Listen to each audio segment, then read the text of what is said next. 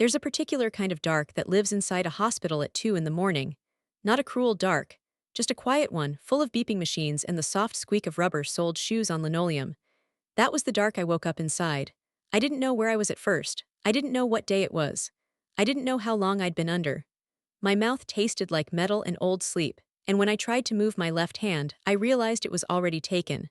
Someone was holding it. Her fingers were warm. That was the first thing I noticed. Then the steadiness of her grip, not tight, not anxious, just present. The kind of hold that says, I'm here and I'm not going anywhere. I turned my head slowly. A woman sat beside me in the low light, her scrubs a pale green, her dark hair pulled back beneath a blue cap. Her eyes were closed. She wasn't asleep exactly, more like resting inside some deep, private place. Her lips moved slightly. I watched them for a moment before I understood she was praying. I couldn't hear the words, but I felt them. I closed my eyes again before she noticed I was watching. I didn't say anything. I didn't let go of her hand. I just lay there in the dark of the recovery room while a stranger I didn't know yet said a quiet prayer over my hospital bed, and I thought, whoever she is, whatever this is, I had never felt less alone in my life. I didn't know yet what she was praying for. I didn't know yet what it would cost her to say it out loud. That would come later, and when it finally came, it would change everything. My name is Cal Mercer. I'm 33 years old and I live in Asheville, North Carolina, where I run a small HVAC business out of a rented workshop on Lexington Avenue. It's not the kind of work people ask about at parties. I install heating systems, fix air handlers, replace compressors. In summer, people love me. In January, when the furnace fails at midnight, people love me even more. I have 3 guys working for me now, good ones. Danny handles the commercial accounts. Marcus takes the after-hours calls. I do most of the residential work myself because I like the quiet of it, being inside someone's home, figuring out what's wrong, fixing it. There's an honesty to that kind of work. The machine either runs or it doesn't. You either found the fault or you didn't. I'm good at finding faults. In machines, anyway. With people, I've been less reliable. My mother would say I'm careful. What she means is that I pull back before things get real. I've always known that about myself. When I was a kid, I used to fix everything in the house, broken drawer pulls, leaky faucets, anything with a clear solution. What I couldn't fix, I avoided. Some habits carry a long way into adulthood. 2 years ago, I was diagnosed with a heart arrhythmia. Nothing catastrophic. The cardiologist used the word manageable a lot, but it required a procedure called a cardiac ablation. A catheter threaded up through an artery, a controlled burn of the tissue causing the irregular signal. I wasn't dying, but lying on a pre-op table at 31, while a surgeon explains a procedure involving burning parts of your heart does tend to adjust your perspective. My fiancée at the time, Gwen, sat across from me in the cardiologist's office and listened to the whole explanation. She asked 3 calm, organized questions. She drove me home. And that night she told me she wasn't sure she could do this. I asked what this meant. She said a life built around medical uncertainty. She said she admired me. She said she hoped the procedure went well. She said she was sorry and I believed that completely. Then she left. The ablation went fine. I healed up. Started the business. Moved into the workshop space. Built a decent, quiet life that I kept carefully small. I didn't date much. I had a few things that came close and then didn't. Each time the moment it started feeling real, I found a reason to slow down. I became very good at slowing down. The second procedure, a follow-up ablation, different tissue, similar approach, was scheduled for a Tuesday morning in March. I drove myself to the hospital. I told my mother it was a routine check. She would have come if I'd asked. But I was 33 years old, and I'd gotten very comfortable doing hard things alone. I didn't know, walking through those hospital doors, that the thing most likely to break that habit was already inside, pulling on green scrubs and starting her shift. The post-surgical recovery unit at Mission Hospital runs on a rhythm I didn't understand until I became a temporary resident of it. Patients come in from the OR still groggy, still on the far side of the anesthesia. The nurses check vitals, manage IV lines, watch for reactions. They talk in low voices. They move quietly and with a practiced efficiency that makes it look easy, the way a good mechanic makes pulling a compressor look easy. I know enough to know it isn't. I woke up slowly.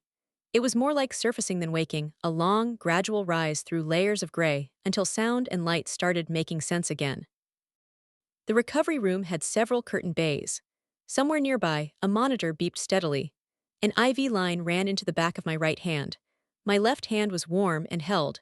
I lay still for a moment before I opened my eyes, the way you sometimes lie still on a Sunday morning because the moment before consciousness is cleaner than the moment after. Then I turned my head and saw her. She was sitting on a low stool beside my bed. The position had the look of someone who had settled in, not perching, not checking a chart. Sitting, her left hand covered mine on the mattress. Her right hand rested in her lap. Her eyes were closed, and her lips moved in that quiet way I already described, the way that made me think of the word prayer before I'd formed any other thought. Her name badge read, Petronovic, RN. When she felt me stir, her eyes opened. Brown, very steady, slightly tired the way eyes get after a long shift.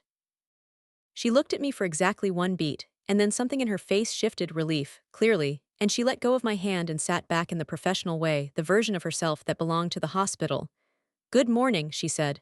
"You're in post-surgical recovery. Your procedure went well. Can you tell me your name?" "Cal Mercer." "Good. Do you know what day it is?" "Tuesday, March." "That's right." She was checking my pulse with 2 fingers at my wrist, her eyes on her watch. "Clinical." "Precise? Any pain?" "Chest feels strange, not bad, just different." She nodded like she'd heard that description before and understood it exactly. "That's normal. The ablation site needs time to settle. The cardiologist will come talk to you in about an hour." She made a note on the tablet she was carrying. The moment of her sitting beside me felt, already, like something I might have imagined, something that belonged to the anesthesia. Except my left hand was still warm. I watched her work. She moved through the bay with that quiet efficiency I mentioned, checking my monitor leads, adjusting the IV flow, marking something on the chart. She had a way of doing everything without making it feel rushed, which I recognized from the better technicians I'd trained, the ones who never fumble but also never hurry. There were 2 other nurses on the floor that morning. I noticed, over the next hour, the way they moved around Petra. Carefully. With a kind of gentle deference that wasn't quite pity and wasn't quite worry. One of them, an older woman with short gray hair, paused behind Petra's shoulder at the nursing station and put a hand briefly on her back without saying anything. Petra didn't react, but she didn't move away from the touch either. Something about that exchange stayed with me. The way the older nurse's hand had rested there, firm and deliberate, the way you touch someone who has been through something. I thought about it while I waited for the cardiologist. I thought about it while I waited for my discharge paperwork. I thought about it on the drive home with Danny, who had offered to pick me up without making a big deal about it. I didn't expect to see Petra Novick again. The follow-up appointment was 2 weeks later. I drove myself that time, no procedure, just a check on the ablation site, a review of the monitor data, 20 minutes with the cardiologist, and then a quick stop at the nursing station to drop off the loaner telemetry device. She was there. Not at my appointment. Just there at the nurse's station at the end of the hall, annotating something on a clipboard, her dark hair loose at the shoulders now, out of the surgical cap. I don't know what made me stop. Probably the fact that I'd been thinking about her for 2 weeks without a good reason, and there's something disarming about encountering the actual person after you've been replaying a memory of them. You want to check whether the memory was accurate. It was. She looked up when I was about 2 steps away and recognized me with a small, clean surprise. "Mr. Mercer." "Cal," I said, "I wanted to drop this off." I set the telemetry unit on the counter. "Of course." She took it and logged it in. Then she looked at me again, steadier this time. "How are you feeling?" "Good. Cardiologist says the scar tissue is forming well, whatever that means." She almost smiled. "It means the procedure worked." That's what he said. There was a pause that I didn't know what to do with. I'd come in to drop off a piece of equipment. I'd accomplished that. The polite thing was to leave. I didn't leave. "I wanted to thank you," I said. "When I woke up, you were, I don't know if that's standard, sitting with patients." She was quiet for a moment. "Not always," she said carefully. "Sometimes people come out of anesthesia and they're disoriented. It helps to have something to anchor to." "You were praying," I said. The quiet that followed that sentence was a different kind. She looked down at the clipboard, a beat passed. When she looked up again, her expression had changed in a way I couldn't fully read. "I do that sometimes," she said. "For all your patients. For the ones who need it." I didn't ask how she decided I needed it. I thought about asking and then didn't, the same way you stop yourself from pulling a loose thread when you're not sure what's woven into it. "Can I buy you a cup of coffee?" I asked instead. "When your shift ends, no obligation, just you held my hand while I was unconscious, and I feel like I owe you at least a bad cafeteria cup." She studied me for a moment. There was something careful in her expression, a calculation I couldn't follow. Then she said, "The cafeteria closes at 3, but there's a decent place on Merriman Avenue." "I know it. My shift ends at 6. The coffee shop on Merriman was the kind that had been there long enough to have regulars who felt personally responsible for its survival. Wood tables, old light fixtures, the smell of dark roast and something baking. Petra was already there when I arrived, still in her scrubs but with a jacket over them, her hair down, looking smaller than she did in the hospital. More tired, we ordered, we sat. I had a coffee black, she had tea something herbal, the tag hanging over the edge of the mug. You drove yourself to a cardiac procedure, she said after a while. I did. Is there no one in Asheville who could have come with you? There are people, I said. I didn't ask. She wrapped both hands around the mug. That's a choice, not a circumstance. You're right, I said. I didn't try to explain it. She appreciated that, I think. She didn't press. We talked for almost 2 hours. She was originally from Pittsburgh. She'd done her nursing degree in Pennsylvania, moved to Asheville 4 years ago for reasons she didn't detail yet. She liked the mountains.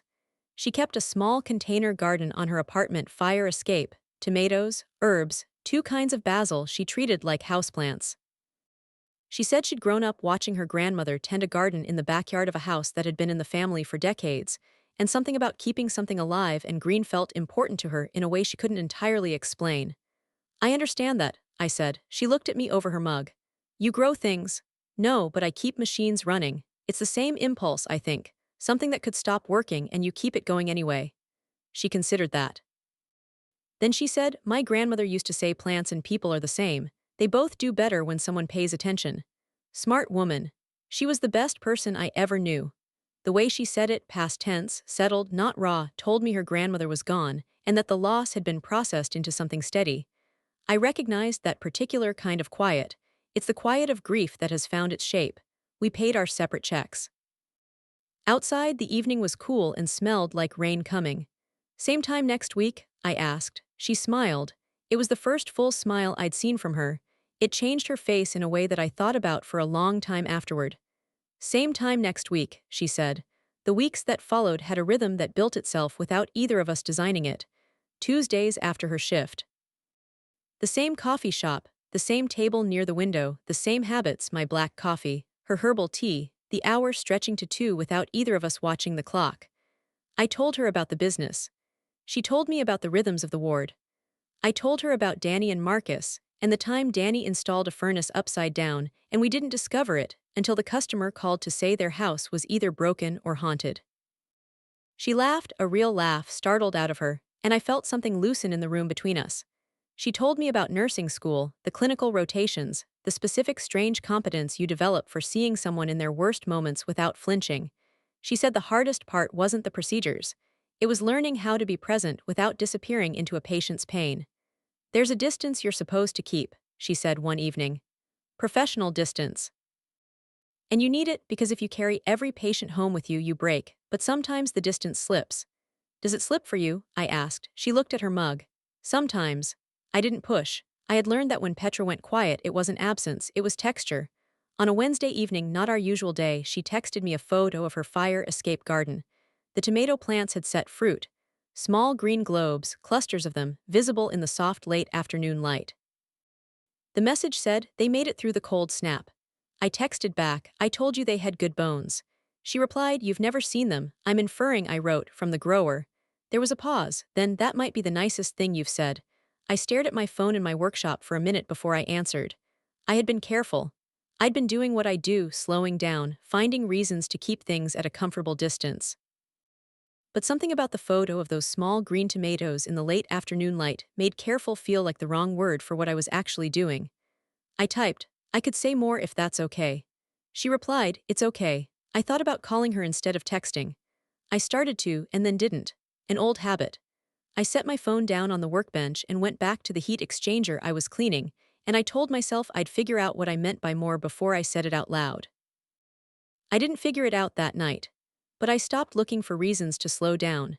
It was a Thursday afternoon, close to 5, when I went to drop off a part at the hospital supply desk, a borrowed gauge I'd used during a maintenance consult for the building's HVAC system the month before. The kind of errand I could have sent Danny on, but I'd been thinking about the Tuesday coffee and how it wasn't for 4 more days. I saw him at the nursing station before I saw Petra. He was leaning against the counter in the easy way of someone who knew the territory. Scrubs, a charge nurse badge, blonde hair gone slightly gray at the temples. Handsome in a straightforward way. He was talking to Petra, and something about the angle of his body and the flatness of her expression told me this conversation had not been sought by both parties equally. I didn't interrupt. I dropped off the gauge at the supply desk and was headed back toward the elevator when I heard my name.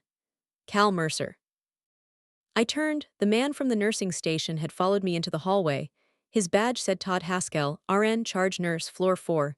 That's me, I said. He extended his hand. Todd Haskell, Petra's mentioned you. Good things, I hope, he smiled without warmth.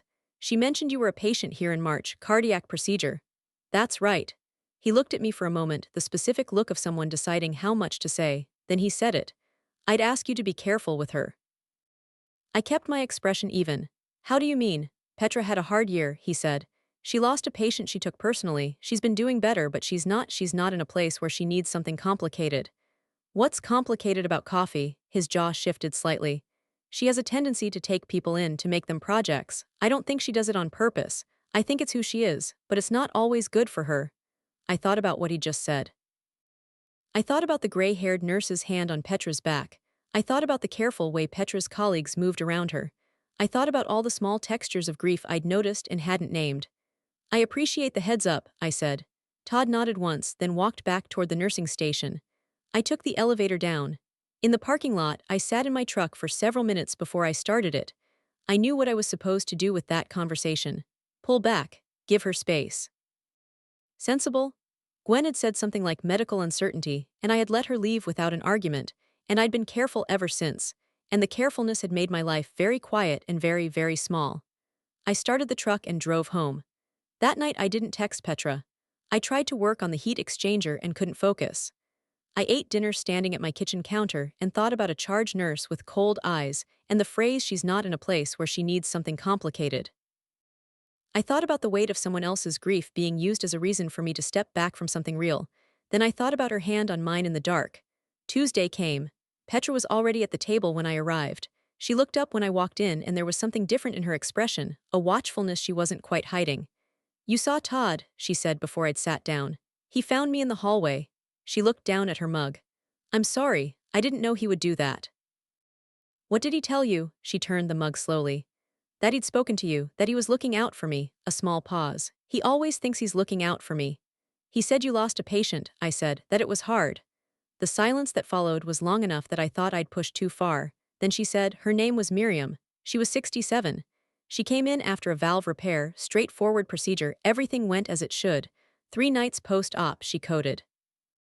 Petra's hands were still on the mug.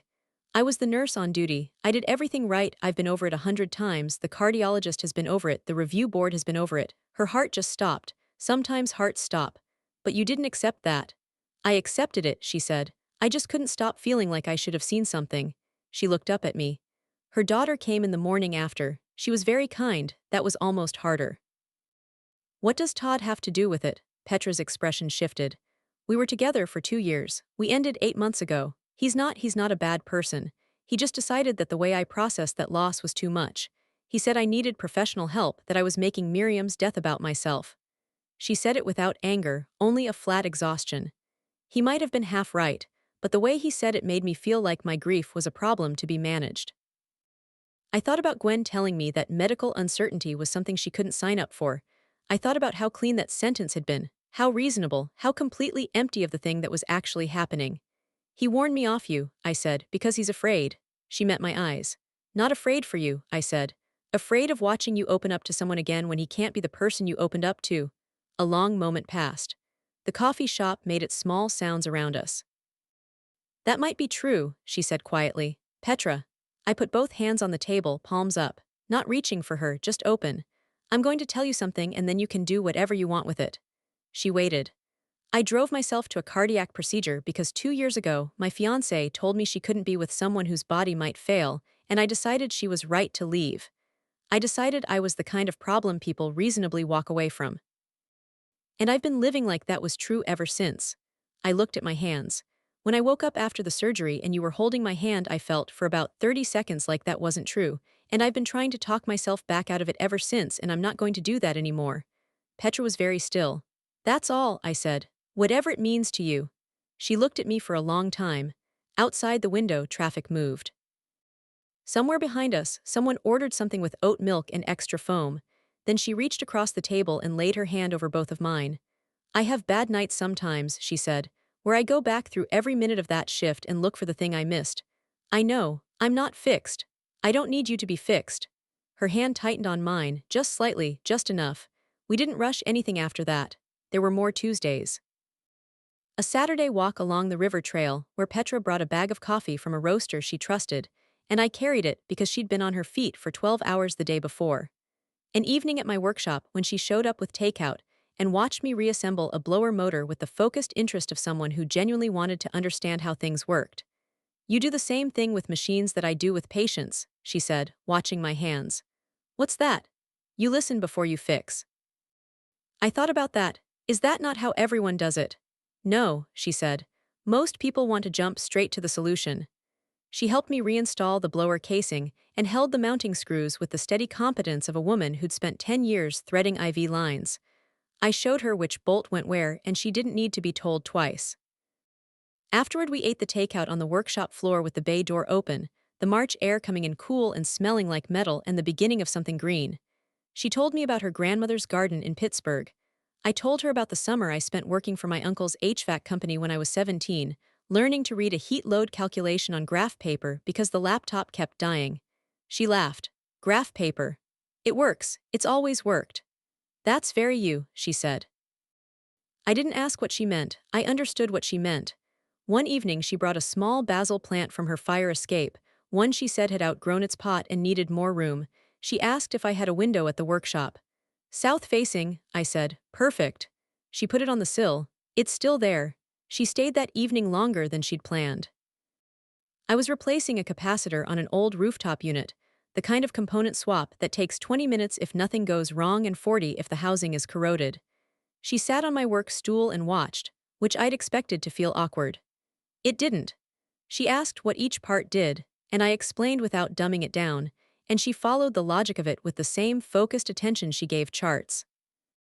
When I handed her the old capacitor and asked if she could feel the swelling on the casing, she pressed her fingertips along the side of it carefully, the way you check for fever. There, she said. That's what failure looks like on this type, I said, early before it blows. She turned the part over in her hands. You found it before it caused damage. Most of the time, I said, if you're paying attention. She handed it back and looked at me. I looked at her. I went back to the housing. Neither of us said anything else about it, but the evening had shifted slightly, become something else, and we both knew it. There was a Sunday, not a planned day, when she called and said the farmer's market on the north end of town had vendors she wanted to check on. Would I come? I went. She bought heirloom tomato starts for the fire escape and a small clay pot she said had the right texture for basil. I carried everything without being asked. We stopped for lunch at a counter-service place she'd been going to since she moved to Asheville, the kind with handwritten specials and wooden benches. She ordered without consulting the menu. I watched her talk to the woman behind the counter with a warmth that was clearly earned over time, the specific ease of someone who shows up regularly enough to be known. Driving back, she was quiet in the passenger seat. The kind of quiet that's thinking, not withdrawing. What? I said. Nothing. Then, I like this. Just the ordinary of it. I kept my eyes on the road. The ordinary is the good part, I said. She said, I used to think it was the other way around. I almost said something. I had something ready, 3 or 4 sentences that would have moved things forward, made something explicit that was still unspoken. I could feel the open space where the words would go. I let it close, not from fear, just because the moment didn't need it yet. The ordinary was enough. The nights when she had the bad ones, the replaying, the going back over the shift, she'd text me sometimes. Not asking for anything. Just, rough night, I'd text back, I'm here. Once I called instead and she answered and I talked to her about the heat exchanger I'd been cleaning, the specific rhythmic unremarkableness of it, until her breathing evened out and she said she thought she could sleep. Thank you, she said. The heat exchanger's pretty boring, I said. You should thank it. She laughed and I heard the exhaustion and the relief both in it, and I thought, this is what more means. Not a grand gesture, not a fixed version of someone, just the steady willingness to be present while the hard nights pass. Todd came to find me again. Not at the hospital this time, at the coffee shop. He must have asked Petra where we met, or put it together from something she'd said. I didn't ask him. He slid into the chair across from me one Tuesday before she arrived, and he set his hands flat on the table the way people do when they're trying to look reasonable. I don't think you heard me the first time, he said. I heard you fine, I said. I just didn't agree with you. He pressed his lips together. Petra is her own person, I said, who gets to make her own choices. His jaw tightened. I know her, better than you do. Maybe, I said. But knowing someone and being willing to stay through the hard parts are different things. The words landed. I saw them land. His expression shifted in a way I hadn't expected, not anger but something rower. A man who recognized the thing he'd failed to do being named precisely. He sat back. The polish came back slowly, but it didn't fully return. If you hurt her, I'm not planning to hurt her, I said. I'm planning to stay. He was quiet for a moment. Then he said, more quietly than anything he'd said before, she blamed herself for Miriam's death for months. She wouldn't sleep. She'd call me at 2 in the morning going back through the charts. I told her she had to stop. I told her she was going to break herself. A pause. I was scared. I didn't know how to help her, and I told myself she needed a professional, not a boyfriend. That was the truth and also a way of leaving without saying I was leaving. I didn't answer. I'm not asking for sympathy, he said. I just want you to know it wasn't simple. I believe you, I said. He stood up, looked at me for a moment. She seems like herself again, he said. More than she has in a while. He left before Petra arrived. When she walked in, I was still at the table. She looked at the chair across from me, then at me. Was he here? He was. She sat down slowly. What did you say? That I was planning to stay. She looked at me for a long time. The coffee shop moved around us. Cal, she said. Yeah, I need to tell you something. Okay, she wrapped both hands around her mug. The morning you woke up from your procedure, I'd been on a double shift. I was supposed to go home. She paused. You came out of anesthesia earlier than expected and you were alone, no name on the visitors list, no next of kin listed. And something about, I don't know, something about the chart, your age, the procedure, the empty chair beside your bed. She kept her eyes on the mug. I sat down. I told myself it was just until you stabilized. I waited.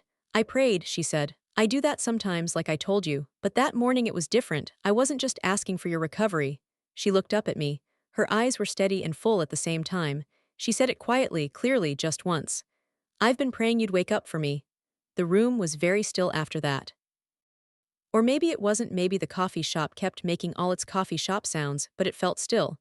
I know how that sounds, she said. You were a stranger, I barely knew your name. I know how it sounds, I said. I couldn't explain it, I still can't fully explain it. She set the mug down. But when you woke up and looked at me, I thought, there you are, like I'd been waiting for you to arrive somewhere and you finally had. I looked at her hands on the table. I thought about the morning I woke up in the dark recovery room with my left hand warm and held. I thought about the 2 weeks I'd spent afterward turning that memory over, checking whether it was real. I thought about all the months of careful Tuesday coffees, of managing the distance, of finding the reasons to slow down. I reached across the table and took both her hands. I drove myself to a cardiac procedure, I said, because I'd decided I was the kind of person who handled hard things alone.